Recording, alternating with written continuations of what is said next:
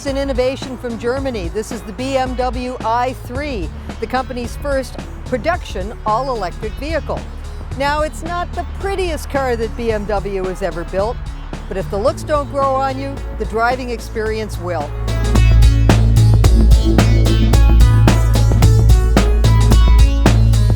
Now, like any electric car, it's quiet in here. Of course, there's no engine making any noise. You just get the road noise from the tires and from vehicles around you, wind noise if there is any.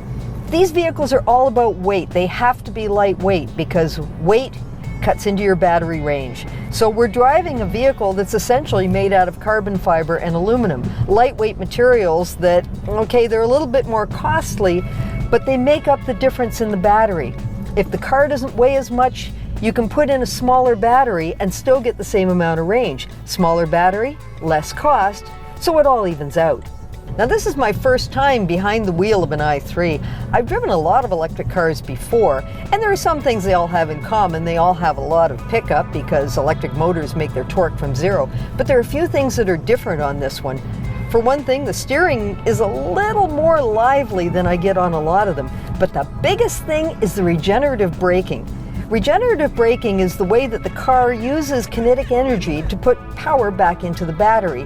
And on this car, it's not very subtle.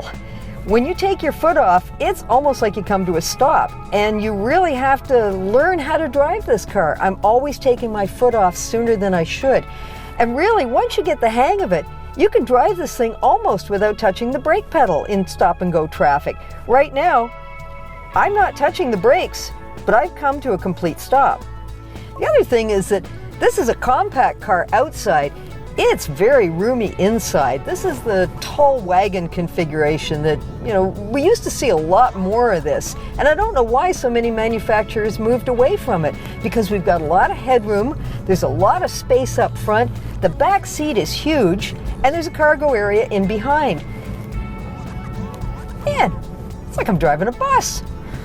Now, as with any car, your mileage may vary. BMW says that with a full charge, you get about 160 kilometers, and you get a little bit more when you put it into Eco Pro mode. But as with anything else, once you get out in the real world, things change. So hills are going to make a difference, traffic, ambient temperature, how much you're using the air conditioning or the heater. Even so, the company says that the majority of Canadians drive probably less than about 47 kilometers a day on their daily commute. So you'd probably only have to charge this up 2 or 3 times a week. Well, if that's how far you're going, this is more than enough car. You can, if that sort of scares you, you can get a range extender. And that's a little 2-cylinder gasoline engine that fits in the back behind the electric motor.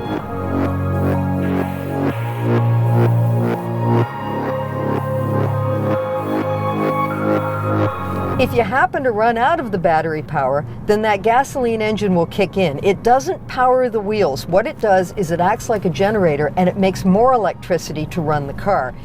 Now, there is a balancing act with this because it's an electric car, and of course weight is an issue and performance is an issue, but it's also a BMW, and the company does have that reputation to uphold. And from what I'm feeling, they've done a pretty good job. Nothing feels tinny, nothing feels light. Even though it is, it feels substantial. And that's really what it's all about. I'm in a premium car, and it feels that way. And I think that if that's what they were going for, well, of course that's what they were going for, they've pretty much nailed that. Now, right now, I'm stuck in traffic, and that's exactly where this car really shines. The kind of people who are going to be buying this, well, they're not going to be driving across Canada in it. They're going to be taking it to work. They're going to take 3 other passengers out to dinner, maybe to the movies. This is your city commuter, and that's exactly the kind of market that it's going to hit. Now, with the electric vehicle market being so small, you'd think that they were all the same, but there's actually some pretty significant differences between them, and none of them feel like this. The Tesla Model S, well, it's more about performance and raw power. The iMe from Mitsubishi and the Nissan Leaf, they're good cars, but they don't have the luxury feel that this one does. There's no compromise here between the premium feel and that fuel-saving economy that you get with the electric motor. But you've really got to look at all the different factors before you decide if an electric vehicle is right for you. And if it is, I really like this one.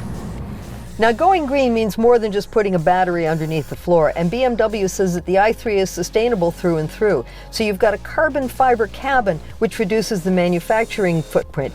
You've got all kinds of sustainable materials in it, a plant-based dash, eucalyptus wood, bamboo, and in some of them, a recycled fabric in the seats, and in this one, you have leather that's naturally tanned without chemicals. And all of this comes together. It's not just enough to not have anything coming out of the tailpipe. The entire vehicle has to be part of the green answer.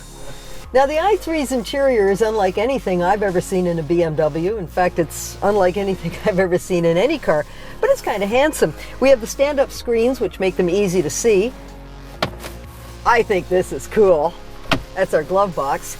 And because there's no driveline tunnel, it's a flat floor, so there's a place to put your pack, put your briefcase or your purse, and you can reach it quite easily. Now, the shifter's unlike anything you've ever seen. First of all, that's how you start it. And secondly, you spin this to get into driver reverse. It has a 1-speed automatic transmission. Here's our cluster, and it shows us our speed, how much range we have left, and whether or not we're using power, or if the braking is putting power back into the battery. Now, the big question is, how much does all of this technology and luxury cost? And the reality is, it's less than I thought it would be. $44,950 starting price, and depending on what province you're in, you could be looking at up to $8,500 in government rebates because it's a green car. Now, nobody knows where the future is going to go. BMW has hybrids, it has worked with hydrogen, now it's into electricity. But if this is the way to go, sign me up.